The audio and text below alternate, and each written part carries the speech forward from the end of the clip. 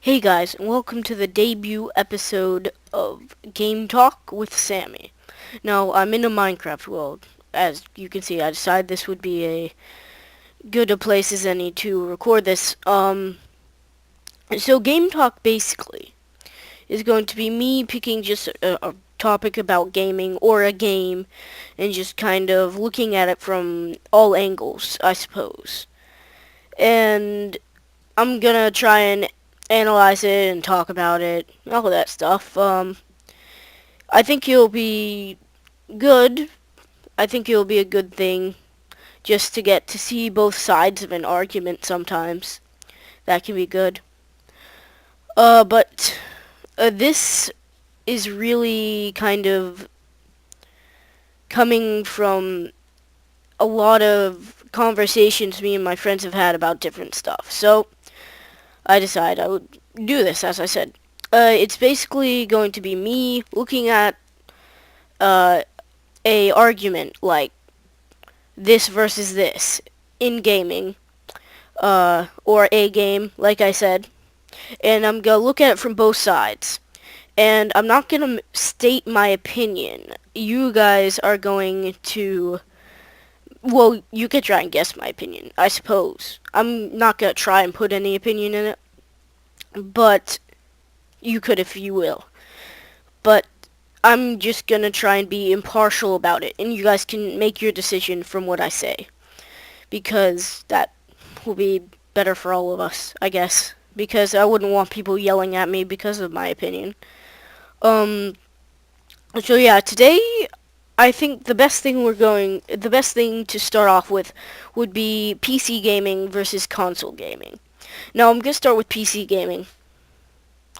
Um, First of all, a pro for PC gaming is that you don't need a physical copy. You can go on Steam and pretty much get a new game, like a game that's been out for maybe 2 days, and Steam has most PC games.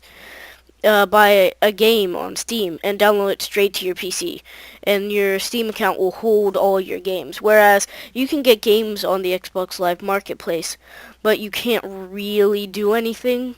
Like, you can, but it's not a full game. Like, you would have to go get a physical copy of a big title like Assassin's Creed or something. But with Steam, you can just get it instantly. And then there's also better movement, like with a mouse. Let me just show you. Oh dear, that's lagging. But anyways, that's because I have it on full settings. But it has better movement, like versus a controller D-pad. Versus a controller D-pad, the mouse has a lot better movement. So in a gaming aspect, that's generally better. And then also PCs have better specs like data, data capacity and stuff, and more RAM, etc. So they can handle better graphics and what have you. They can run faster with more graphic intensive games. And leading on to that, PCs are a bit easier to upgrade, I suppose. With a console, you have the console for until the series comes out, and you can't really do anything about it. You can get enhancements, but it's a bit out of the way. With PC, you can basically build your own PC with parts and get like graphics cards and RAM and stuff, and I'll put it into the PC. And so you can basically have like a future-proof PC. You can have the same PC for almost your whole life, uh, unless it gets a virus or something, in which case you're done. But that's why you have virus software.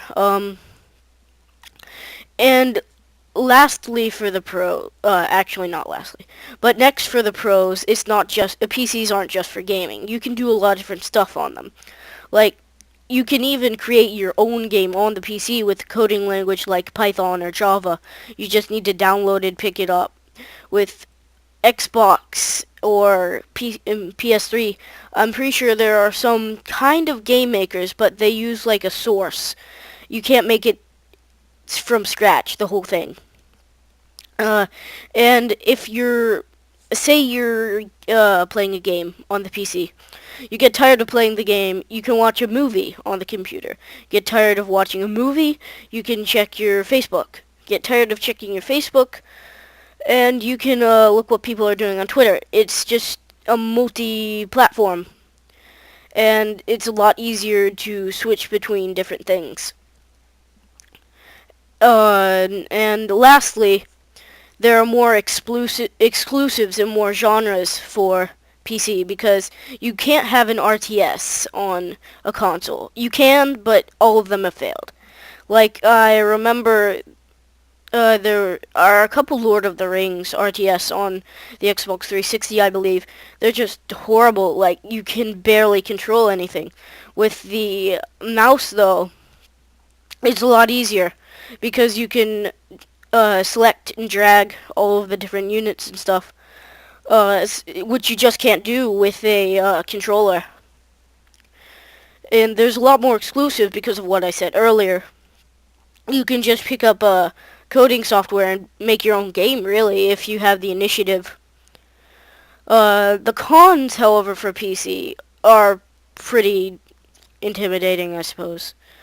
The idea of a gaming PC itself is kind of intimidating.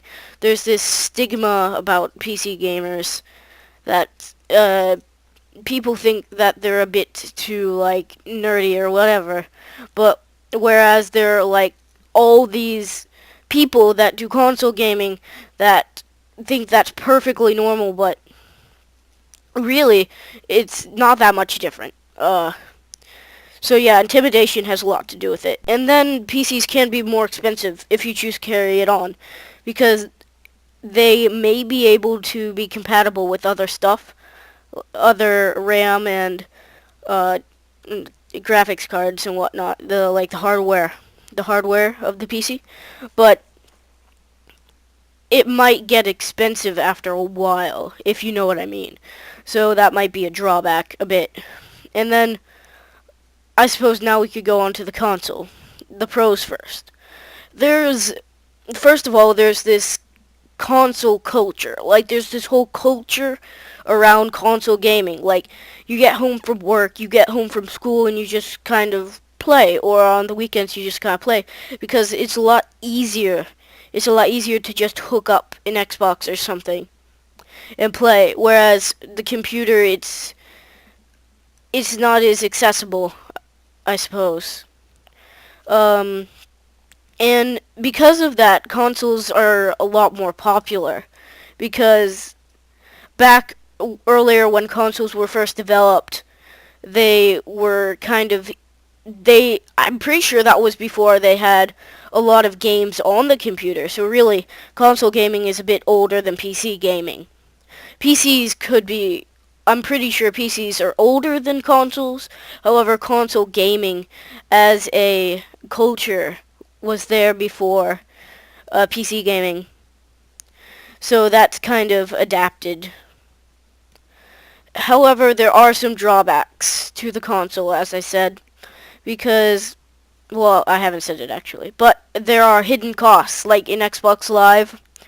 I know not all of the multiplayer networks on consoles, not all of them cost money, but Xbox Lives and renting games and stuff, that can be a bit of a cost. Like, there are different things, controllers also, controllers and Xbox Live and all those different things, add-ons to the console. They make it more expensive than it comes out to be.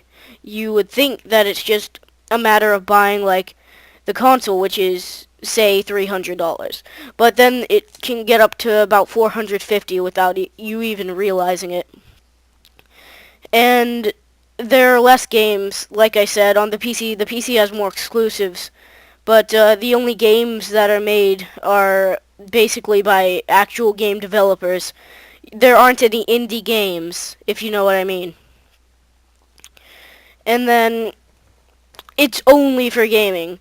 Uh, I suppose you could watch a movie on the Xbox, but again, it's not as accessible as on the PC. It's not like multi-platform. Uh, it's possible. They're trying to make it possible. They're trying to make it easier so that it becomes multi-platform, but it's just not there yet, and the PC is still better than it. So it's accessibility on both halves. Gaming on the console is more accessible, but once you actually get on the PC, there's this whole internet culture, and there's so much, because it's so multi-platform, it's so versatile. And as the moon rises, I suppose it shall end our game talk, since I have covered both sides. I feel I have covered them equally, and I hope that this conversation has helped you in some way. I'll continue to do this talk every Friday with a different topic. Hope you guys enjoy, and bye.